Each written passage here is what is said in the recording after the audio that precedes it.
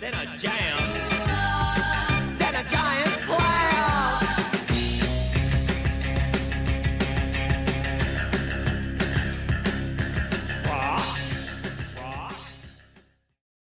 Hello there. Sorry for not uploading shit in like, wow, like 2 weeks almost. I don't know. I'm not counting the time, but like, I had some problems with my laptop, so I couldn't really record or read my scripts. So I'm recording this from what I remembered from the script I actually started writing right now. So well, as you can see, I will be painting the pre-Columbian god Xipe Totec, who was shared among different Nahua peoples and the ones who were related to those cultures, including the Aztecs and the people of El Salvador. So yeah, we're just gonna get right to it. Oh yeah, by the way, this is like one of my very few chances of recording stuff because I am really shy when recording this stuff. And I don't want my family to hear me ramble about all these things during this whole channel thing. They don't know about this, but that kind of doesn't matter. Well, I'll try to be quick but also to be detailed with this. So I will just play the speed paint and narrate what I did. So yeah, the first thing you will notice is that I already had painted the face. I forgot to record it. But like, despite being very important in this painting, showing the face, there are still a lot of things I could talk about right here. So one of the things you must be seeing me doing right now in the speed paint is detailing the background. So I'm gonna tell you how I came up with all those choices. Well, first I chose to make those pyramids at the background because just to give off like a mythological background.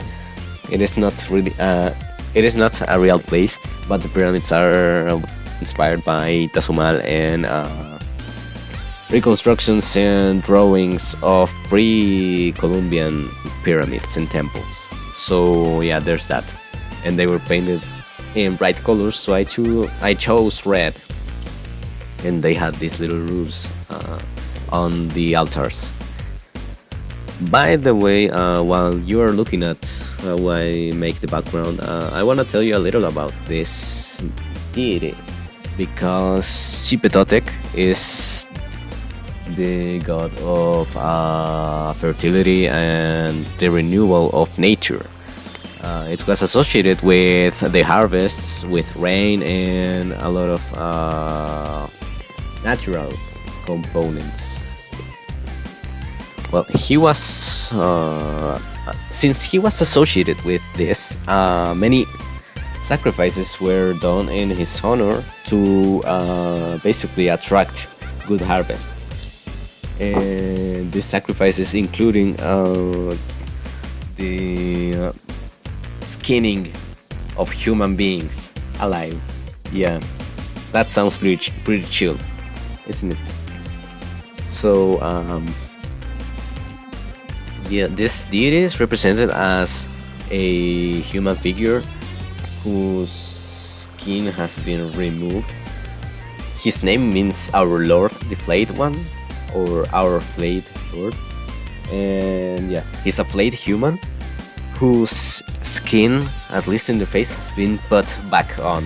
So like, he's always doing this strange sort of grin unintentionally, because that's just the skin of his face just sagging like that on top of his skinned head. So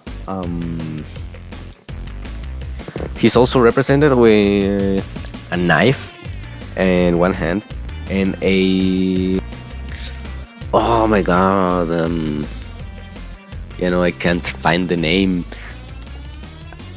I want my script back, but like my computer is being fixed right now, so I'll just put that edited in the future. Basically, this figure wears a yellow feathered suit, which I'm not quite sure what it represents, but sometimes it contains like some sort of human hands, indicating that it was removed from another human. But yeah, on top of that, he sometimes wears like this loincloth, I think, and has very varied headgear or headdresses. From when you look at the different representations of him, which are mostly on codexes and sculptures, and the main reference I'm taking here is a sculpture of Xipe Totec found in Tazumal. So that's like what I'm inspiring myself the most from. You'll notice that I have tried to represent the feathers by making little notches and irregularities in the transitions between light and shadow, and that's how I have learned to sort of describe texture without making everything out of lines. And yeah, I think we're done here. Thank you for sticking with me, and I hope you enjoyed the drawing. Anyways, bye bye, I loved you. Here's your kiss.